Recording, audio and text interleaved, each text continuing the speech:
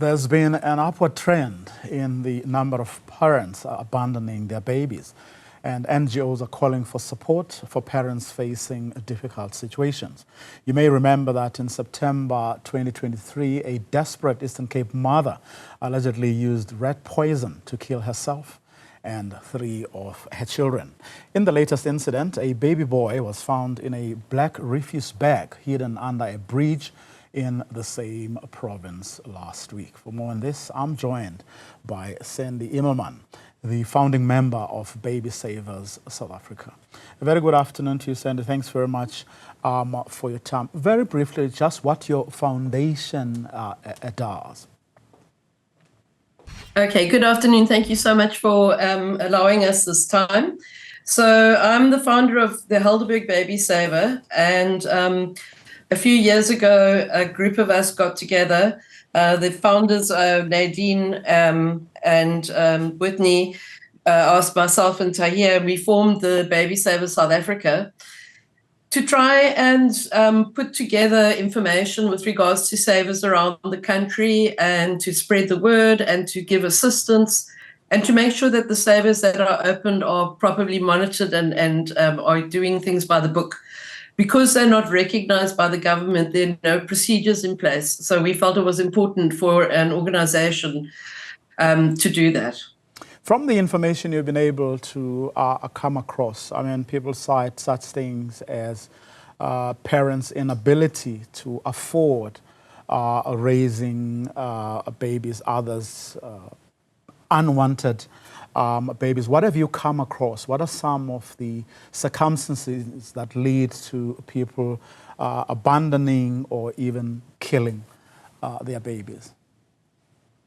All right, so most of the cases, in fact, I would say all of them, are due to the girl or the woman being abandoned first.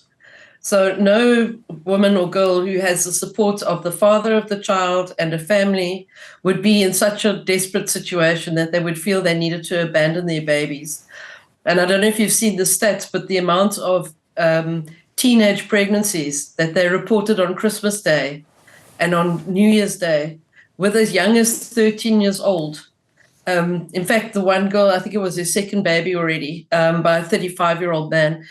These are statutory rape, and they're not being dealt with in this country. And I think what is happening is that there are many, many unwanted pregnancies happening and people who are just not in a position to be able to care for a baby. I can give you a personal example. Was one of the mothers who abandoned her baby in the Helderberg Baby Saver, didn't want to close the door and walk away because we promise anonymity so that they don't need to worry. They're not scared. A lot of them are too scared to go into, well, in fact, today, one of the baby savers up country, a woman went into the police station to ask for help and they wouldn't help her.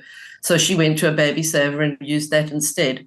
Then they know that their baby is going to be safe and cared for and they're not judged, which is what happens with a lot of social workers. But this woman waited and yeah, she had been abandoned by the father and her family had basically said to her that she could stay at the house with them in their home, but not with the baby. So if she wanted to keep her baby, she had to leave. And she had nothing with her, like no money, no food, no clothes. She had no nappies for the baby. And she just was desperate. She didn't have the capability of sleeping outside with a newborn.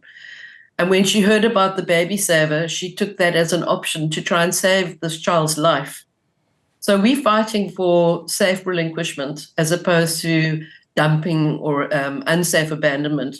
In South Africa, what they have found is that almost, well, they reckon about 2/3 of the babies that are found are dead.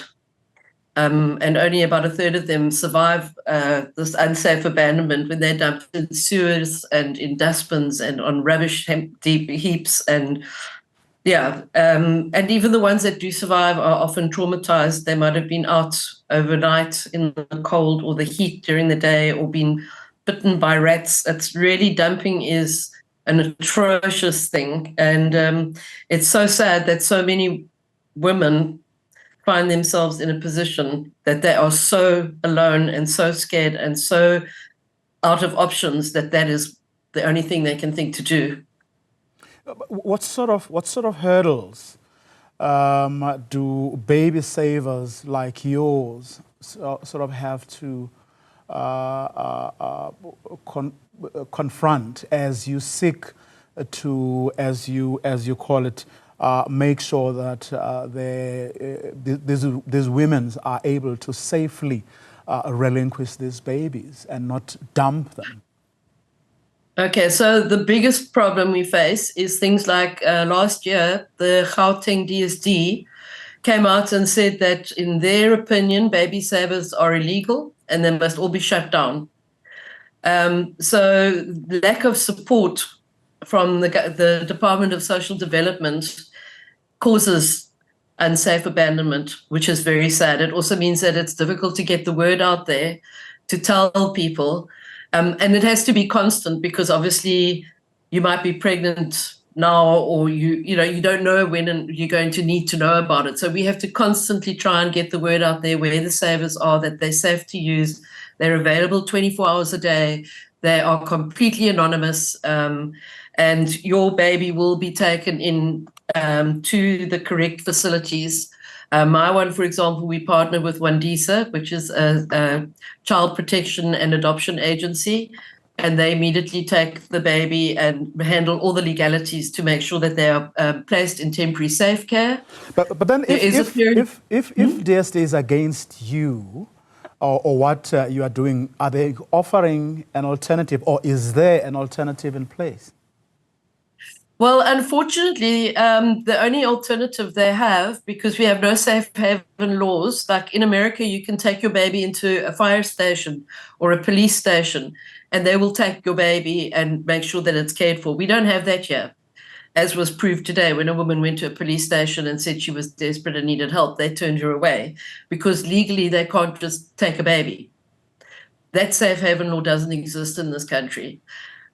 They say that the clinics and the social workers and the Department of Social Development will help these women, but we have proof constantly of women that have gone for help, that have asked for assistance, that are turned away, unfortunately, by social workers who say things like, and I'm quoting some of them, "You should have kept your legs together." They're not getting the support and the help that they need when they go and ask for an abortion, or when they go and ask for adoption, especially if they're not legally in the country. Sorry, we've run out of time and I'm going to get into trouble. My boss is going to kill me, but I have to ask this question. But are there conversations taking place where it matters, where this issue is being dealt with in the hope of resolving all the problems, or getting everyone to find one another in the interest of these babies, even those who may be dumped in future?